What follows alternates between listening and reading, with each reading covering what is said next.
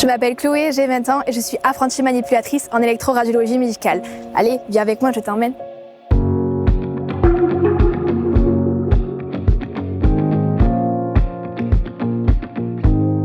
Un manipulateur radio, c'est un soignant paramédical qui est au cœur de la médecine moderne. On manipule des appareils de haute technologie pour réaliser des actes d'imagerie médicale, de médecine nucléaire ou de radiothérapie.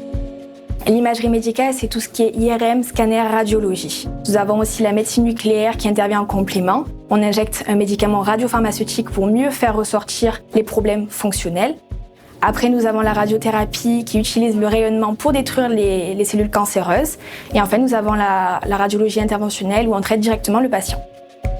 La formation de manipulateur radio se déroule en 3 ans. Après avoir effectué un bac scientifique, je suis rentrée à l'IFMEM à Marseille qui a un taux d'insertion de 100% après la 3e année. La moitié du temps, nous sommes en cours et l'autre moitié du temps en stage ou en apprentissage et on alterne entre les différentes spécialités. C'est donc un diplôme polyvalent. Actuellement, je suis en apprentissage au scanner. On débute en accueillant le patient, on fait le point sur ses antécédents médicaux et sur les contre-indications liées à l'injection de produits de contraste iodés. En effet, ce produit est utile pour rehausser les éléments anatomiques et pathologiques.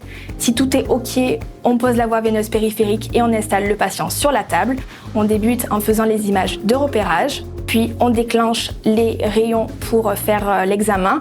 On demande plusieurs fois au patient de ne pas respirer, de ne pas avaler ou de ne pas bouger. On contrôle aussi l'injection, puis on reconstruit les images dans différents plans de l'espace ou en 3D. C'est un travail d'équipe. En général, nous travaillons toujours en binôme avec un manipulateur radio. On a des patients tous les 15 minutes, donc ça nous permet de mieux nous répartir les tâches pour mieux prendre en charge le patient. Et on a toujours le médecin radiologue qui est à proximité de nous pour contrôler l'injection et interpréter les images. Pour être manipulateur radio, il faut connaître l'anatomie sur le bout des doigts, être à l'aise avec la technologie de pointe et l'informatique et être de fin psychologue pour établir une relation de soins efficace avec le patient. Mon avenir professionnel, je ne vois pas autre part que dans l'imagerie médicale.